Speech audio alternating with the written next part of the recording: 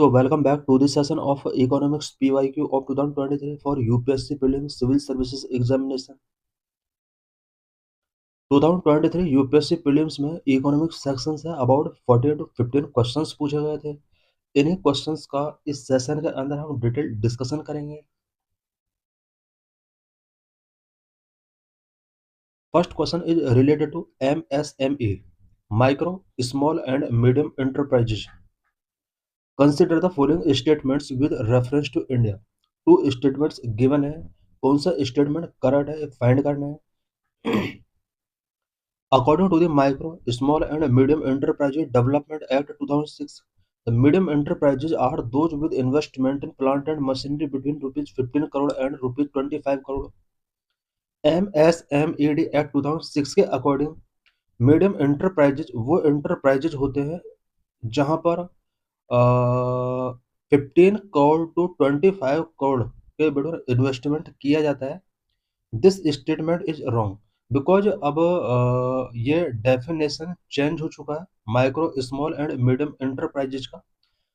Then इस option का present में कोई रिलेवेंस नहीं है और ये ऑप्शन ऑलरेडी इनकरेक्ट है। Statement second, all bank loans to the micro small and medium enterprises qualify under the priority sector lending। Micro small and medium enterprises के लिए जो भी बैंक लोन गिवन किए जाते हैं ये सभी bank loan priority sector lending के अंडर आते हैं।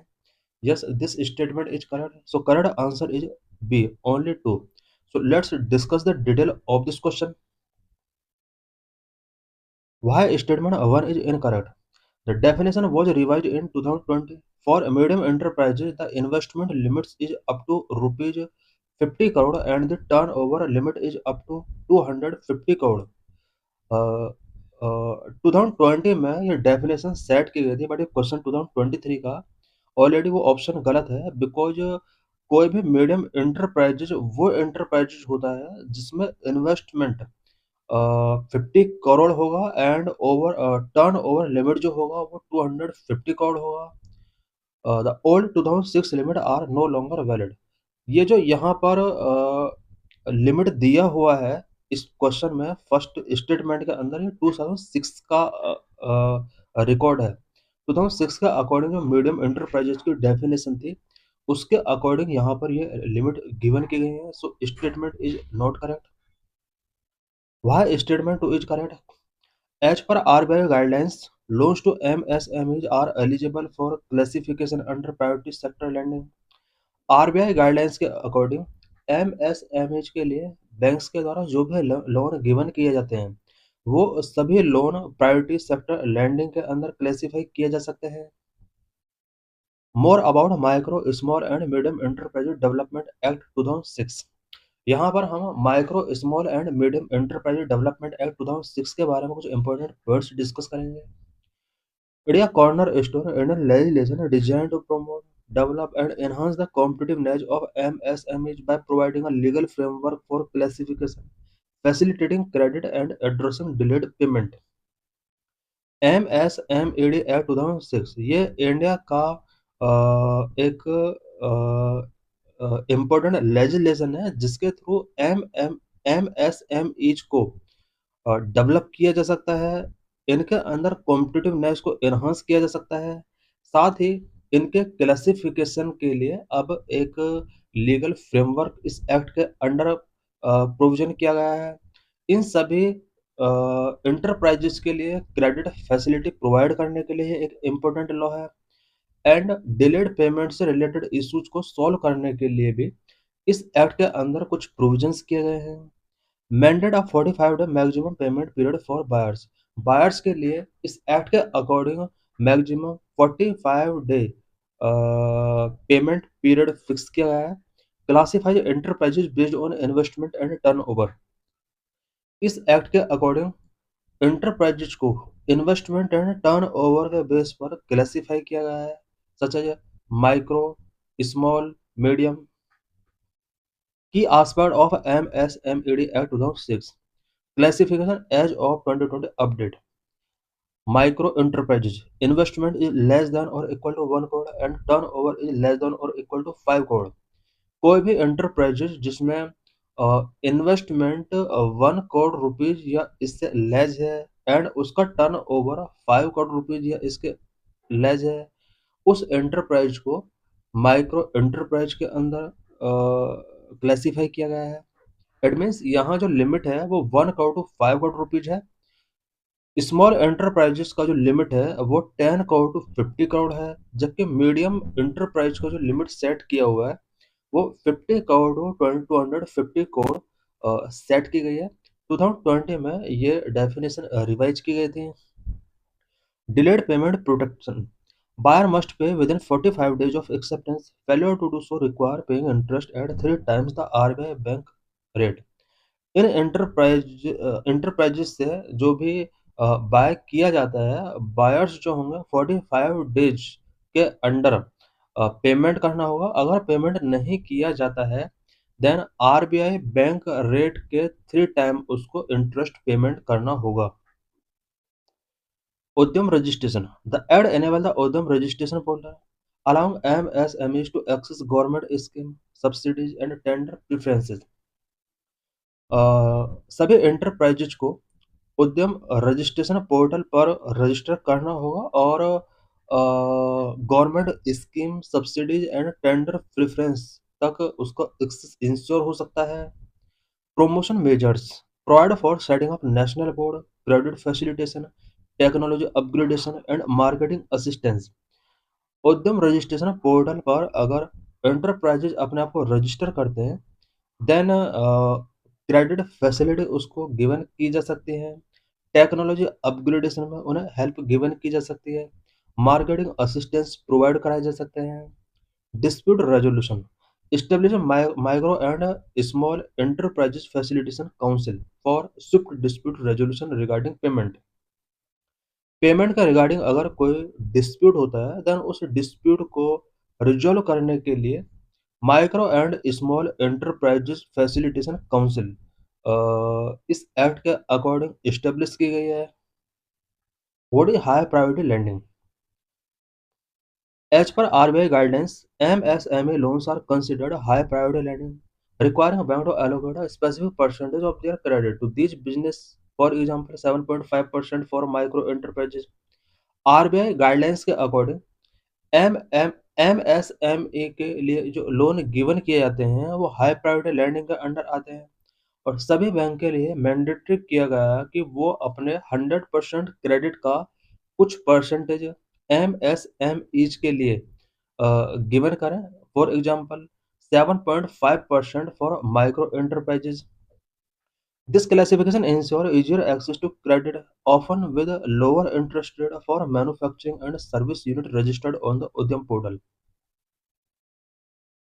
Question number 2 related to Central Bank Digital Currency (CBDC). Consider the following statement. Two statement given है. Statement 1. It is possible to make payment in a digital currency without using the US dollar or SWIFT system.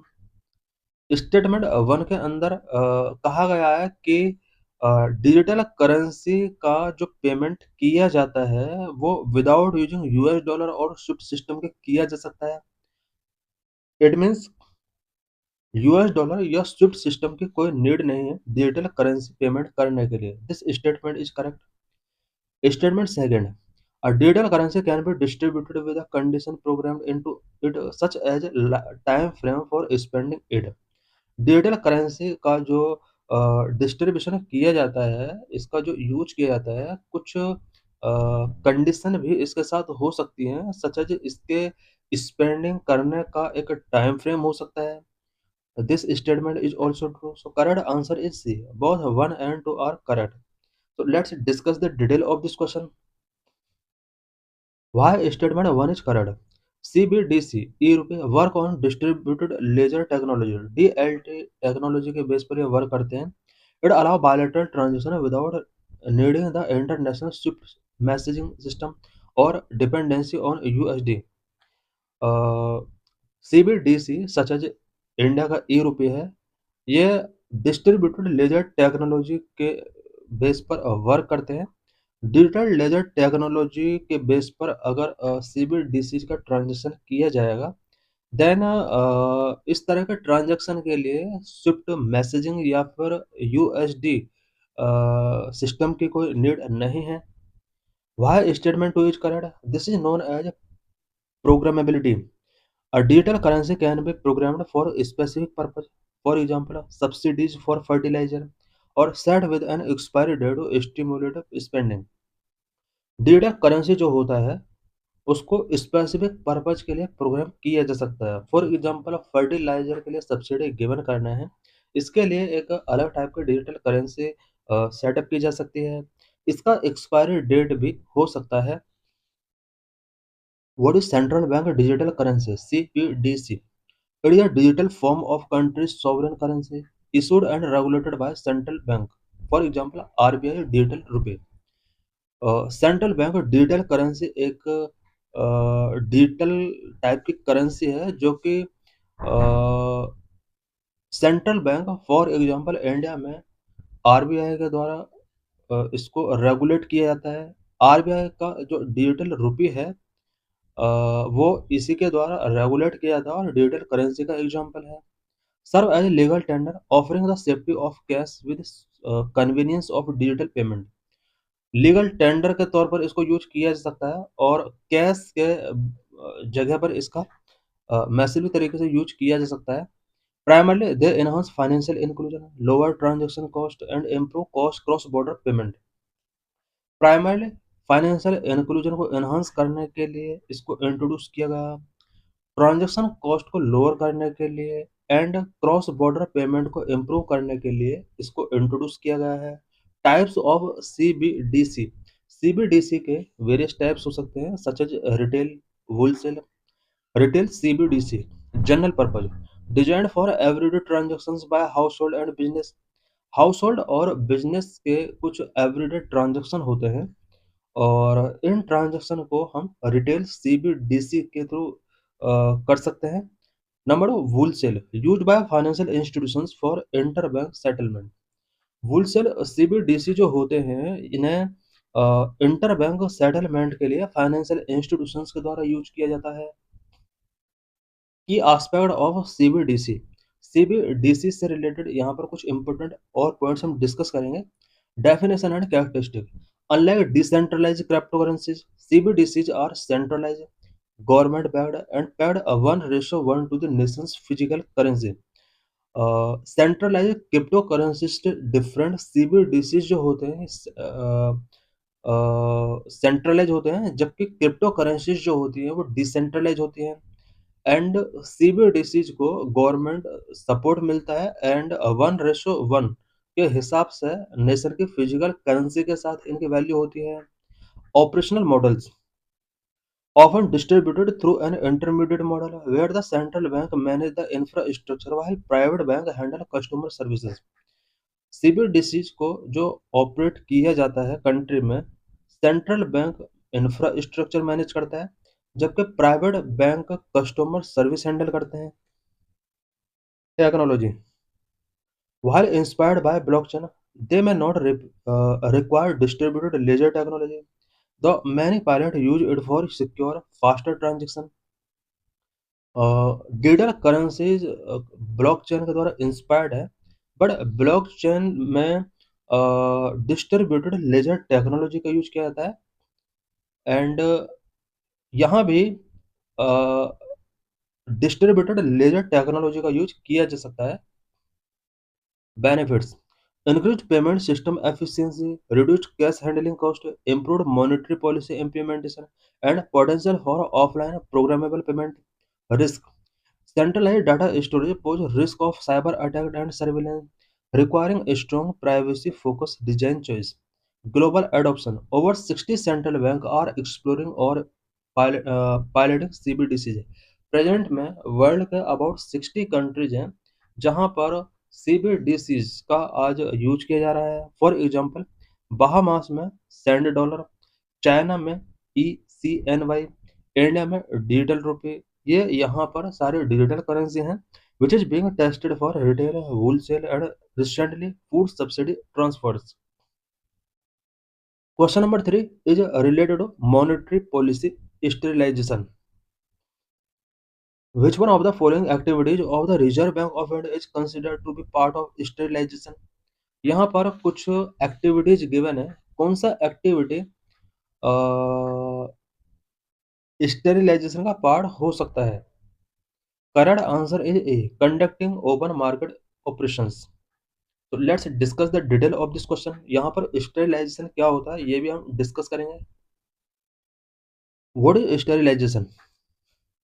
Monetary policy action of RBI used to neutralize the impact of foreign exchange inflow or outflow on the domestic money supply, ensuring price stability. Sterilization RBI के monetary policy action है जिसके अंडर foreign exchange inflow and outflow के impact को neutralize किया जाता है। Because foreign exchange का अगर डॉलर का इंडिया में इनफ्लो अगर ज़्यादा हो रहा है या फिर आउटफ्लो ज़्यादा हो रहा है, इसका सीधा जो इम्पैक्ट है वो इंडियन करेंसी पर पड़ता है। इंडियन करेंसी की जो वैल्यू है उसको स्टेबल करने के लिए आरबीआई मॉनेटरी पॉलिसी एक्शन के तौर पर स्टेरिलाइजेशन प्रोसेस फॉलो करता है। The RBI mainly use open market operations, buying or selling government securities to manage liquidity without altering the exchange rate. RBI mainly sterilisation process के under open market operations conduct करता है जिसके अंदर government securities को bye किया जाता है, cell किया जाता है सो दैट लिक्विडिटी को मैनेज किया जा सके। आरबीआई स्टेरिलाइजेशन प्रोसेस, इसका कंप्लीट प्रोसेस क्या होता है? Purpose, it prevent excess foreign currency inflow from expanding the domestic money supply which could could lead to inflation. Sterilisation के through RBI foreign currency inflow का अगर एक्सेस होता है उसको प्रिवेंट करता है। बिकॉज फॉरेन करेंसी अगर इंडिया में बहुत ज़्यादा इनफ्लो होगी तो इससे डोमेस्टिक मनी सप्लाई एक्सपेंड हो सकता है और इसकी वजह से इन्फ्लेशन बढ़ सकता है।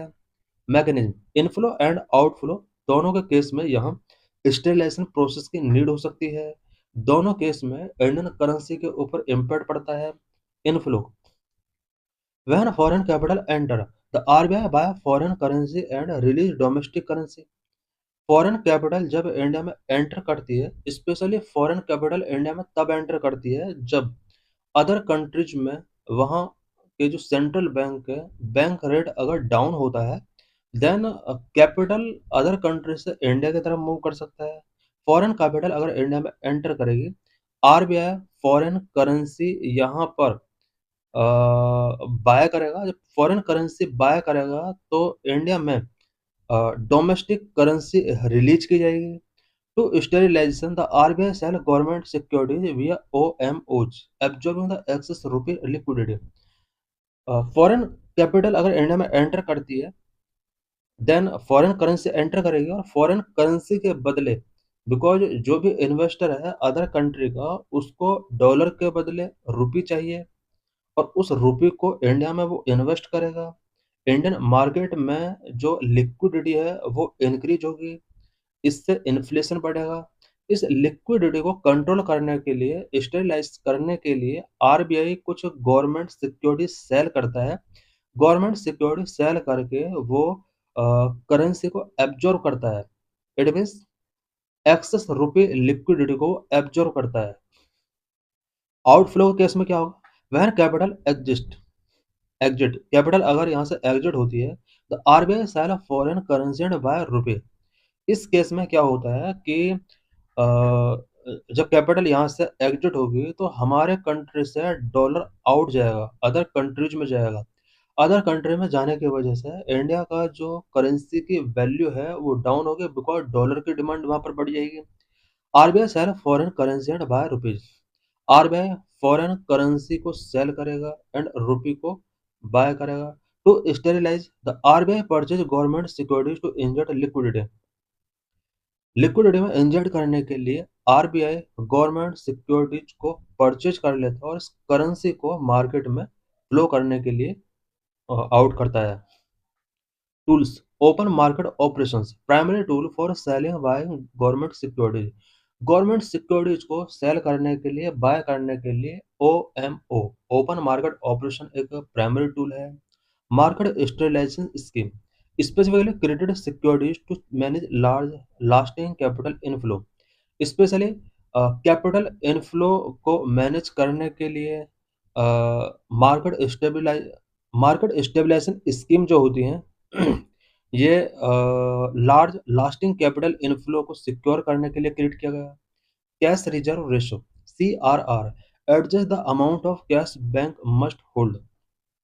हर बैंक को कुछ कैश होल्ड करके रखना होता है और this is known as cash reserve ratio.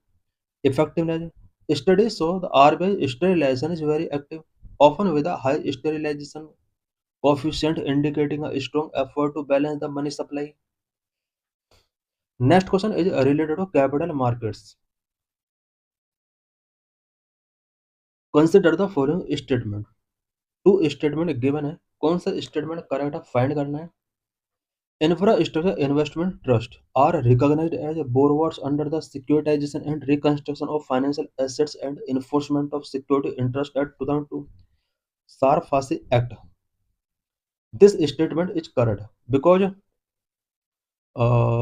Infrastructure investment trust जो होते हैं इंडिया में इन्हें sterilization and reconstruction of finance assets and enforcement of security interest act 2002 सार फांसी एक्ट के अंदर बोरोवर के तौर पर रिकॉग्नाइज किया गया है।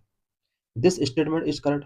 इससे रिलेटेड अभी हम डिटेल डिस्कशन आगे करेंगे। Statement second, while internal legal counsel of bank cannot be a member of committee of creditors, an external legal counsel can be. This is wrong. So correct answer is A, one only. So let's discuss the detail of this question. Why statement 1 is correct? The government amended the definition to include InvITs as borrowers under the SAR-FASI Act to help lender recover dues more effectively. Government ने infrastructure investment trust की यहाँ पर term and condition कुछ change किए as a borrower के तौर पर इसको रिकॉग्नाइज किया है सार-फासी एक्ट के अंदर और सार-फासी एक्ट के अंदर इसीलिए कुछ अमेंडमेंट किए गए so that infrastructure investment trust को एक बोरोवर के तौर पर रिकॉग्नाइज किया जा सके। Why statement 2 is incorrect? Under the Insolvency and Bankruptcy Code, the Committee of Creditors consists of financial creditors. Insolvency and bankruptcy code के अकॉर्डिंग क्रेडिटर्स की जो कमेटी होती है उसमें फाइनेंशियल क्रेडिटर्स कंसिस्ट होते हैं। लीगल काउंसिल इंटरनल और external act as advisors and do not have voting right और membership in COC। Next question is related to public sector health care in India. Which one of the following is responsible for maintaining price stability by controlling inflation? Inflation control करके price stability को maintain करना किसकी responsibility है? Correct answer is D. Reserve bank of India की responsibility है कि वो inflation को कंट्रोल करे और प्राइस स्टेबिलिटी को मेंटेन करे। सो let's discuss the detail of this question. Under the RBI Act 1934 amended in 2016, the primary objective of the RBI is to maintain price stability while keeping in mind the objective of growth. RBI Act 1934 के according जो कि 2016 में amend किया गया है, RBI का जो primary objective है वो प्राइस स्टेबिलिटी को मेंटेन करना है, साथ ही इंडिया का ग्रोथ को भी फोकस करना है। The monetary policy committee target an inflation rate of 4% to 2%। RBI की जो मॉनेटरी पॉलिसी कमेटी होती है MPC, इसका टारगेट होता है कि इन्फ्लेशन 4% to 6% के बिटवीन होना चाहिए। इट मीन्स 4% से ±2 हो सकता है। The RBI utilizes various tools like repo rate, reverse repo rate, and cash reserve to manage money supply and curb inflationary pressure. Money supply को मैनेज करने के लिए, इन्फ्लेशनरी प्रेशर को कर्व करने के लिए आरबीआई वेरियस टूल्स का utilize करता है such as repo rate, reverse repo rate, cash reserve ratio. How price stability is maintain in India. India में प्राइस स्टेबिलिटी किस तरह से मेंटेन की जाती है? आरबीआई किस तरह से प्राइस स्टेबिलिटी को मेंटेन करता है? क्या इसमें गवर्नमेंट का भी कोई रोल होता है? Monetary policy committee A six-member committee, including the RBI governor, set the policy interest rate aiming to achieve a specific inflation target. Monetary policy committee जिसके अंदर 6 मेंबर्स होते हैं, आरबीआई गवर्नर भी इसके मेंबर होते हैं। पॉलिसी इंटरेस्ट रेट ये set करती हैं और स्पेसिफिक इन्फ्लेशन टारगेट ये अचीव करने के लिए एमिंग करते हैं। Monetary tool, when inflation is high the RBI raise the repo rate, the rate at which it lend to commercial bank, making borrowing costlier for bank, which help reduce demand and cool inflation। जब ये inflation high होता है, RBI अपना repo rate increase कर देता है। Repo rate जब increase हो जाता है, देन कॉमर्शियल बैंक को हाई कॉस्ट पर लैंडिंग गिवन किया जाता है। कॉमर्शियल बैंक एंड जो नॉर्मल पब्लिक है, वो बोरो अब नहीं करना चाहेगी, जिससे डिमांड रिड्यूस होगी और इन्फ्लेशन कूल होगा। RBI mandate. The primary objective of monetary policy is to maintain price stability while keeping in mind the objective of growth. Inflation targeting. Central government set the inflation target for the RBI every 5 years with the goal of fostering stable, sustainable economic growth. Central government भी every 5 year में RBI के लिए inflation target set करती है, so that stable sustainable economic growth के goal को achieve किया जा सके। While the RBI manage the monetary side, government of India help in price stability by managing supply side factors such as regulating the price of essential commodities. Price stability को ensure करने के लिए RBI monetary side को manage करता है, जबकि government of India supply side factors को manage करके प्राइस स्टेबिलिटी को इंश्योर कर सकती है, सच एज वो एसेंशियल कमोडिटीज के प्राइस को रेगुलेट कर सकती है। इट मीन्स प्राइस स्टेबिलिटी में यहाँ आरबीआई का भी रोल है एंड गवर्नमेंट का भी रोल होता है। Next question is related to intrinsic value of gold and central bank. Consider the following statement. Two statement given है। Statement 1, stability and growth pact of European Union is a treaty that limits the level of the budget deficit and public debt of countries that use the euro as their currency. First statement is correct. Second statement, global stock of gold is not affected by the actions of central bank. लिखा हुआ है कि central bank के actions की वजह से global stock of gold affect नहीं होता है। This is wrong, so correct answer is A, one only. Why statement 1 is correct? The Stability and Growth Pact is a set of fiscal rules designed to ensure that countries in European Union pursue sound public finances. It limits the budget deficit to 3% of GDP and public debt to 60% of GDP. Why statement 2 is incorrect? Central banks are major holders of gold. When they buy or sell large quantities, it significantly affects the demand, supply and price of the global market. Because central bank जो होते हैं वो gold holders होते हैं, massive या फिर large quantity में अगर वो गोल्ड बाय करते हैं, सेल करते हैं, देन गोल्ड की demand, supply and price affect हो सकता है। Next question is related to financial market treasury bill. Consider the following statement. 3 statement given है, कौन सा स्टेटमेंट करेक्ट है, कौन सा करेक्ट नहीं है, फाइंड करना है। Government of India provide north eastern council with budgetary support. This is correct because north eastern council जो है गवर्नमेंट ऑफ इंडिया इनके लिए बजटरी सपोर्ट प्रोवाइड करती है। Statement 2, treasury bills T bills are issued by the government of India and there are no T bills issued by the state government. T bills issue करने का right only government of India को है, T bills state government issue नहीं कर सकती। This statement is also correct. Third statement, T-bills are issued at a discount from the par value. This is correct because ये discount rate पर issue किए जाते हैं। So let's discuss the detail of this question. Why statement 1 is correct? NEC North Eastern Council receive financial assistance directly from central government. Why statement 2 is correct? T-bills are short-term debt instrument issued only by the central government.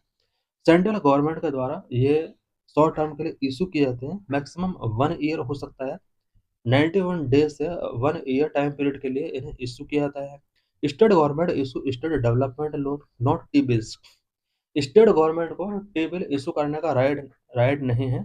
इसकी जगह वो state development loan issue कर सकते हैं। Why statement 3 is correct.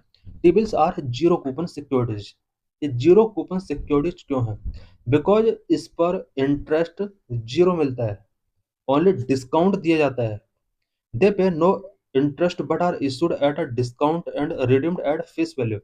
Discount पर इसको issue किया जाता है, फेस वैल्यू पर इसको रिडीम किया जा सकता है। फॉर एग्जाम्पल, 100 रुपीज का जो टी बिल है वो 90 रुपीज में हम परचेज कर सकते हैं और उसको फिर 100 के साथ रिडीम कर सकते हैं। About treasury bills, treasury bill से रिलेटेड यहाँ पर कुछ हम डिटेल डिस्कशन करेंगे। Treasury bills are safe short-term debt instrument issued by the Government of India via the RBI to manage temporary liquidity with maturities of 91, 182 और 364 days। Treasury bills जो होते हैं वो शॉर्ट टर्म डेप्ट इंस्ट्रूमेंट होते हैं जो कि गवर्नमेंट ऑफ इंडिया के द्वारा आरबीआई के थ्रू इशू किए जाते हैं, सो दैट टेम्परेरी लिक्विडिटी को मैनेज किया सके। इनका मैच्योरिटी पीरियड जो होता है वो 91 डेज टू 182 टू 364 डेज हो सकता है। They are zero coupon, zero interest, issued at a discount and redeemed at face value, offering a risk-free return on investment। की features and benefit of T bills. T bills के की features क्या क्या होते हैं, क्या क्या बेनिफिट्स इसके हो सकते हैं। Types and maturity. Currently available in 3 tenures, 91 day, 182 day and 364 day. Safety. Considered risk-free as they are backed by the central government, making them ideal for conservative investors। Treasury bill जो होते हैं ये risk free होते हैं because central government के द्वारा ये backed होते हैं। Returns issued at discount and redeemed at face value, providing returns equal to the difference investment amount। Minimum investment is rupees 25,000 with further investment is in multiples of 25,000। Treasury bills के under minimum investment जो किया जा सकता है वो 25,000 किया जा सकता है। अदर इन्वेस्टमेंट 25,000 के मल्टीपल्स हो सकते हैं, such as 50,000, 75,000, 1 lakh. Liquidity, highly liquid traded in secondary market. ये हाईली लिक्विड होते हैं, इसको सेकेंडरी मार्केट में ट्रेड किया जा सकता है। Taxation, no tax deducted at source. TDS इसके अंदर नहीं डिडक्ट होगा, but profit are taxed as short term capital gain based on the investor tax slab. इसके थ्रू जो भी प्रॉफिट होने वाला है as short term capital gain, उसको यहाँ पर टैक्स किया जा सकता है। Auction, each Wednesday and settlement on Thursday. Each Wednesday को इसका ऑक्शन होता है एंड ईच थर्सडे को इसका सेटलमेंट किया जाता है। हाउ टू इन्वेस्ट, इसमें हम किस तरह से इन्वेस्ट कर सकते हैं। Investors can purchase T bills through RBI auction held on E Kuber platform. RBI E Kuber platform पर ऑक्शन करता है और इन्वेस्टर्स वहां से टी बिल्स परचेज कर सकते हैं। Eligible participant include individuals, trust companies and financial institutions. कोई भी पर्सन या फिर ट्रस्ट या कंपनी या फिर फाइनेंशियल इंस्टीट्यूशंस ई कुबेर प्लेटफॉर्म पर लॉगिन करके वहाँ ट्रेजरी बिल वो परचेज कर सकता है। स्टार्टिंग 25,000 से होती है। Retail investors can participate through bank और primary dealers including via non-cooperative biddings। T-bills are a superior alternative to idle saving account fund for short-term gold, generally offering higher return। What are cash management bill? यहाँ पर T bills के साथ साथ एक important term CMBs, cash management bills भी important है because ये terms UPSC prelims में पूछे जा सकते हैं। Cash management bills are short-term, non-standard debt instruments introduced by the Government of India in 2010 in consultation with the RBI। Cash management bills ये short term non standard डेप्ट instrument होते हैं जो कि गवर्नमेंट ऑफ इंडिया ने 2010 में RBI के consultation के बाद रिलीज किए थे। Maturity of less than 91 days. अभी हमने टी बिल्स के बारे में पढ़ा। 91 डे से 200 364 डे उसका टेन्योर था, जबकि 91 डे से कम पीरियड के लिए अगर यहाँ पर कोई इंस्ट्रूमेंट अगर है तो ये यहाँ पर कैश मैनेजमेंट बिल का हम इसमें हम इन्वेस्ट कर सकते हैं। Key features of CMBS purpose to manage immediate short term liquidity needs. Immediate and short term liquidity needs को मैनेज करने के लिए गवर्नमेंट यहाँ CMB ऑफर करती है। Issued by RBI on behalf of the central government. Central government के behalf में इसको RBI ही इशू करता है। Maturity less than 91 days, less than 91 days इसका मैच्योरिटी होता है। Structure issued at a discount and redeemed at face value. Stability they are traded in money market and secondary market. Money market and secondary market में इन्हें trade किया जा सकता है। It means T bills जो होते हैं हमने देखा कि सेकेंडरी मार्केट में उसको ट्रेड किया जा सकता है, वहीं CMB को primary market and money market secondary market and money market में ट्रेड किया जा सकता है। Eligibility considered eligible investment for bank to meet statutory liquidity ratio requirement। Bank का जो स्टेचुटरी लिक्विडिटी रेशो होता है, रिक्वायरमेंट होती है, उसको मीट करने के लिए वो इसके एलिजिबल हैं।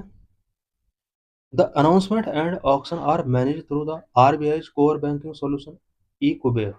RBI का कोर बैंकिंग सॉल्यूशन ई-कुबेर होता है और वहाँ पर इसका ऑक्शन होता है, अनाउंसमेंट होता है। Next question is related to capital market. Small farmers large field model is best to describe as. Correct answer is A. A large number of farmers in a region organize themselves into group and synchronize select agricultural operations। Small farmers large field ये एक ऐसा model है जहां पर large number of farmers groups में अपने आप को ऑर्गेनाइज करते हैं एंड एग्रीकल्चर ऑपरेशंस को सिंक्रोनाइज करते हैं। Concept SFLF is an aggregation model to help small marginal farmers overcome the disadvantage of small land holdings. It allows them to synchronize their activities like buying seeds or selling produce to achieve economic of scale। Question number 9 related to foreign direct investment FDI। With reference to foreign direct investment in India, which one of the following is considered its major characteristic? FDI से related यहाँ पर character find करना है। Correct answer is B. It is a largely non डेप्ट creating capital flow. Let's discuss the detail of this question. FDI is a non-debt creating capital flow because the foreign investors bring in equity ownership and does not accept a fixed interest payment unlike a loan debt। More about foreign direct investment. FDI से related यहाँ पर कुछ important points हम discuss करेंगे। FDI is a crucial cross-border investment where an entity from one country typically take a 10% or more ownership stake in a business located in another country। FDI कुछ important cross border investment होते हैं जहां पर किसी एक country के entity किसी other country की एंटिटी में 10% और मोर ओनरशिप के लिए स्टेक टेकिंग करता है। किसी भी अदर कंट्री में जो बिजनेस लोकेटेड है वहां पर कुछ स्टेक इसके द्वारा टेकन किए जा सकते हैं। मिनिमम 10% और मैक्सिमम 100% तक ये स्टेक टेकिंग किए जा सकते हैं। A major driver of economic growth bringing capital technology and job. FDI economic growth के मेजर ड्राइवर्स हो सकते हैं। कैपिटल ब्रिंगिंग में एक इंपॉर्टेंट रोल प्ले करते हैं। टेक्नोलॉजी और जॉब के लिए एक इंपॉर्टेंट टूल के तौर पर ये वर्क कर सकते हैं। टाइप्स FDI कितना टाइप का होता है? Greenfield investment establishing new facilities और merger and acquisition buying existing assets. Benefit bring technology management skill and capital while creating jobs. Types of investors इसमें इन्वेस्टर्स अलग अलग टाइप के हो सकते हैं। Multinational corporations MNC are the primary actor seeking new market lower cost और efficiency. Difference from FDI versus FPI। Unlike FDI, foreign portfolio investment consists of passive short-term investment like buying stock below 10% stake. 10% से above अगर stake taking करना है तो उसके लिए FDI होता है, बट 10% से बिलो स्टेक अगर टेकिंग करना है तो उसके लिए फॉरेन पोर्टफोलियो इन्वेस्टमेंट होते हैं, FPI. Recent trends. As of March 2026, India has relaxed FDI rules for neighboring countries such as China, allowing up to 10% stake through the automatic route. 2026 मार्च के according या 2026 मार्च तक इंडिया ने एफडीआई रूल्स को थोड़ा liberal किया है, और स्पेशली चाइना जैसे कंट्रीज के लिए 10% स्टेक चाइना के लिए ऑटोमेटिक रूट इसके लिए ओपन कर दिया गया है। प्रोहिबिटेड सेक्टर्स, इंडिया में कुछ सेक्टर्स को प्रोहिबिट किया गया है। Lottery, gambling, chit fund and nuclear energy are generally restricted. Next question is related to export strategy. Consider the following statement. Two statement given है, कौन सा स्टेटमेंट करेक्ट होगा फाइंड करना है। The value of export of goods in India has been steadily increasing in the last decade. Value of export of goods last decade में steadily increasing हुआ है। यहाँ पर स्टेडली वर्ड लिखा हुआ है, इस टाइप के जो वर्ड होते हैं 90% चांस होते हैं कि स्टेटमेंट रॉन्ग है। ऐसा तो पॉसिबल नहीं है कि स्टेडली इंक्रीजिंग ही होता रहे एक्सपोर्ट में, वो भी लास्ट डिकेड में, बिकॉज कोविड भी आया हुआ है मिडिल में।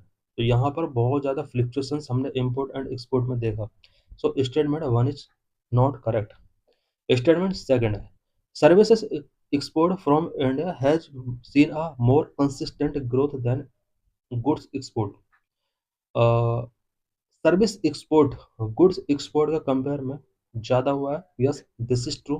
सो correct answer is 2।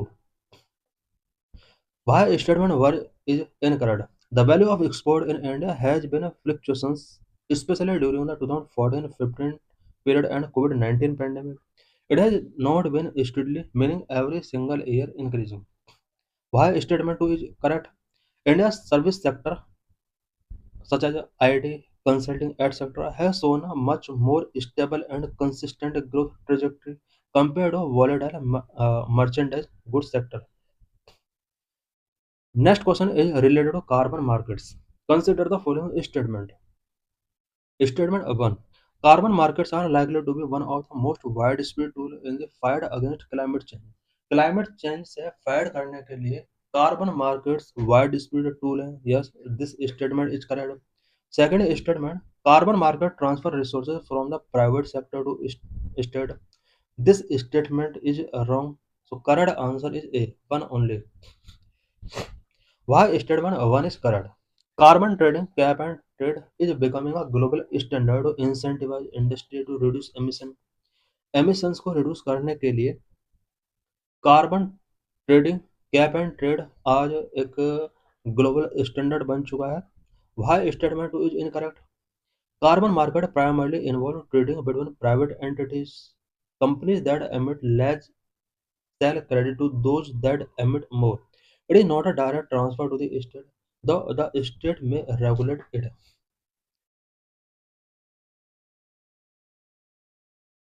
More about carbon market. What is carbon market? Carbon markets are trading system where carbon credits are bought and sold to compensate for greenhouse gas emissions. Carbon market एक trading system है जहां पर green house gas emissions को compensate करने के लिए carbon credits को bye किया जाता है, सेल किया जाता है। One carbon credit equal to 1 ton of CO2 remove, reduce or avoided. These markets help entities cost effectively meet emission target. They incentivize sustainability by putting a price on the carbon pollution. How they work. Companies that reduce emission below a set limit can sell their trade extra credit to those who exceeding their limits, creating a financial incentive for reducing pollution. Types of market. Carbon markets दो type का हो सकता है, compliance market, voluntary market. What are compliance market? Government regulated, for example, EU emission trading system, where caps are set on emission. Compliance market जो carbon market होते हैं इन्हें government के द्वारा रेगुलेट किया जाता है। वॉलंटरी मार्केट वॉलंटरी बेस पर होता है। कंपनीज और individual voluntary buy credit to offset their carbon footprint. Carbon footprints को कंट्रोल करने के लिए कुछ कंपनीज और इंडिविजुअल्स जो वॉलंटरी बेस पर कार्बन क्रेडिट परचेज करते हैं, these are known as voluntary market. Carbon credit offset, one credit equal one metric ton of equivalent. These are generated by activities like renewable energy, reforestation, or methane capture. Purpose: to achieve climate goal cost efficient effectively, encourage investment in low carbon technologies, and make polluters accountable for the environmental cost of their emission. Critics: these markets can sometimes allow organizations to purchase credit rather than directly reducing their emissions. Next question is related to indirect tax and consumption. Two statement given है. Statement 1. In India, the tax to GDP ratio has been steadily increasing in the last decade.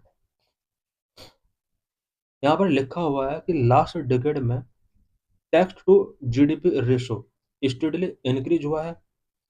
Because यहाँ पर again steadily लिखा हुआ है, 90% chance है कि statement wrong होगा। Statement is wrong. The proportion of indirect tax in total tax revenue has been increasing in the last decade. Last decade में proportion of indirect tax total tax revenue में increase हो रहा है। This is also wrong. So let's discuss the detail of this question. Why statement 1 is incorrect. India's tax to GDP ratio has remained relatively stagnant around 10% to 11% and has fluctuated rather than showing a steady increase over the last 10 years. India का tax to GDP ratio relatively stagnant रहा है, 10 to 11% रहा है। And last 10 years की अगर बात की जाए तो ये ओनली इसमें फ्लिक्चुएशंस हुआ है, स्टेडी इंक्रीज नहीं हुआ है। वह statement two is incorrect. While GST indirect tax collection is high, the proportion has not shown a consistent increasing trend compare to direct tax.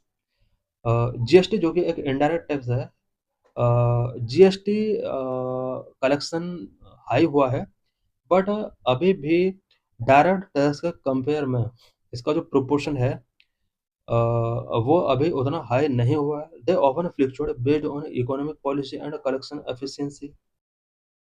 Next question is related to G20 common framework. With reference to the common framework for debt treatment beyond the DSSI, consider the following statement. Statement 1. Indian initiative endorsed by G20 together with the Paris Club. This statement is correct. Second statement. Indian initiative to support low-income countries with unsustainable debt. This statement is also correct. So correct answer is C, both 1 and 2. Why statement 1 is correct? The common framework was indeed launched by G20 along with the Paris Club, a group of major creditor nations to provide debt relief. डेप्ट relief provide करने के लिए common framework G20 के द्वारा along with Paris club, जो कि एक major creditors का ग्रुप है, उसके साथ यहाँ पर ये लॉन्च किया गया है सो दैट डेप्ट रिलीफ प्रोवाइड किया जा सके। Why statement 2 is correct? Its primary goal is to help low-income countries that face severe debt stress, especially after the COVID-19 pandemic. COVID-19 pandemic के बाद लो इनकम कंट्रीज ने बहुत ज़्यादा डेप्ट distress face किया है। उन कंट्रीज के लिए ये एक हेल्प के तौर पर वर्क कर सकता है। Next question is related to monetary policy and inflation. Consider the following statement. 3 statement given है, कौन सा स्टेटमेंट करेक्ट होगा ये फाइंड करना है। If the inflation is too high, Reserve bank of India is likely to buy government securities. Inflation अगर high होता है, Reserve bank of India government securities को बाय करेगा। This is wrong, because government security अगर वो bye करेगा तो वो मार्केट में करेंसी को फ्लो कर रहा है और इन्फ्लेशन ऐसे कंट्रोल नहीं होगा। उसको गवर्नमेंट सिक्योरिटीज बाय करने की जगह सेल करना होगा। सेल करेगा तभी वो करेंसी को ड्रॉ कर सकता है और इससे इन्फ्लेशन कंट्रोल हो सकता है। So statement 1 is wrong. Statement 2, if the rupee is rapidly depreciating, RBI is likely to sell dollar in market. रुपये अगर रैपिडली तरीके से डेप्रिशिएट हो रहा है, RBI is likely to sell dollars in market, market में डॉलर को sell किया जाएगा। This is correct, because market में डॉलर को जब सेल किया जाएगा तभी तो आरबीआई मनी को ड्रॉ कर सकता है, करेंसी को। और करेंसी की जब मार्केट में अवेलेबिलिटी कम होगी, इसके थ्रू करेंसी अप्रिशिएट होगी। This statement is correct. Statement 3, if interest rate in USA or European Union were to fall, that is likely to induce RBI to buy dollars. USA and European union में अगर interest rate fall होते हैं तो इसका India में क्या impact पड़ सकता है? आरबीआई डॉलर बाय करेगा। This is right, so correct answer is B, 2 and 3 only. So let's discuss the detail of this question. Why statement 1 is incorrect? To control high inflation, RBI sells securities to soak up liquidity. Liquidity को soak up करने के लिए RBI securities को sell करेगा। Supply, money supply जितना ज़्यादा down होगा, inflation उतना ही डाउन होगा। Buying security increase money supply. Securities को जैसे ही आरबीआई बाय करेगा, देन मनी सप्लाई इसके थ्रू इंक्रीज हो सकती है। Y statement is correct. With the rupee for depreciate, RBI sell dollars and buy rupee to stabilize the exchange rate. Y statement 3 is correct. Low interest rate in the US EU lead to more capital flowing into India. This caused the rupee to appreciate too much. So RBI buy dollars to keep the rupee stable. तो इस type question भी पूछे जा सकते हैं। Last question related to capital markets डेप्ट। Consider the following statement. Two statement given है, कौन सा स्टेटमेंट करेक्ट है फाइंड करना है। Interest income from deposit in infrastructure investment trust distributed to their investors is exempted from tax, but the dividend is taxable. This statement is wrong. Statement 2. Infrastructure investment trusts are recognized as borrowers under the Securitization and Reconstruction of Financial Assets and Enforcement of Security Interest Act 2002, SAR-FASI Act. Statement 2 is correct. So let's discuss the detail of this question. Why statement 1 is incorrect?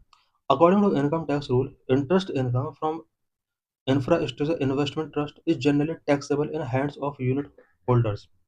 Our income tax rule के according infrastructure investment trust के द्वारा जो भी income पर interest given किया जा रहा है, जनरली ये टैक्सेबल है।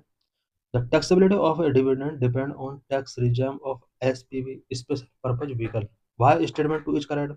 As discussed earlier, infrastructure investment trusts are now included as borrowers under the SAR-FASI Act to facilitate debt recovery by bank. About infrastructure investment trust are SEBI regulated mutual fund like vehicles that pull money from investors to invest income generating infrastructure assets such as highway, power transmission lines and pipelines. Infrastructure investment trust SEBI regulated mutual fund like vehicles है जो कि investor से money को collect करते हैं and income generate करने के लिए वो कुछ इंफ्रास्ट्रक्चर एसेट्स में इस मनी को इन्वेस्ट करते हैं, such as highway, power transmission lines and pipelines. They offer stable regular income and capital appreciation. Infrastructure investment trust जो होते हैं वो stable regular income such as dividend interest and capital appreciation offer करते हैं। Structure infrastructure investment trust own infrastructure project usually through special purpose vehicle. They are governed by a trustee, sponsor and investment manager. Income generation.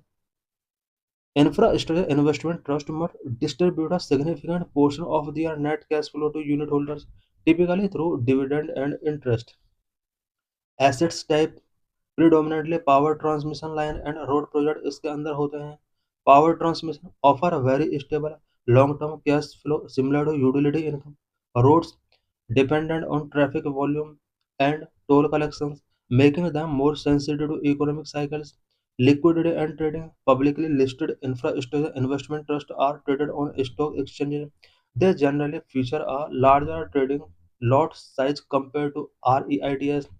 Taxation. As of 2026, tax treatment is similar to equity funds with short-term capital gain tax at 15% and long-term capital gain at 10%. Regulatory body. SEBI इसका regulatory body होता है. Benefits of infrastructure investment trust. Regular cash flow होता है इसमें. Ideal for income seeking investor due to mandatory distribution इसमें mandatory होता है. Diversification. Exposure to high value infrastructure project because इसमें हाई वैल्यू इंफ्रास्ट्रक्चर प्रोजेक्ट होते हैं.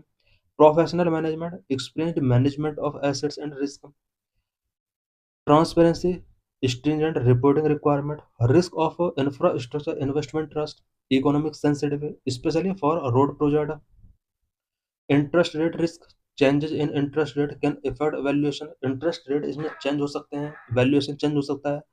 Operational risk. Dependence on the project manager's efficiency. Project manager efficiency पर ये depend करते हैं. Investment trends 2026. As of early 2026, the sector is growing with significant focus on national highway assets. Major investment infrastructure trust like IndiGrid and PowerGrid provide stable return. ये stable return provide कर रहे हैं, while other like IRB focus on toll road. About SARFAESI Act 2002. Full form: Securitization and Reconstruction of Financial Assets and Enforcement of Security Interest. ये इसका full form है. Act empower bank and financial institutions to recover non-performing assets (NPAs) by seizing and selling secured assets without court intervention.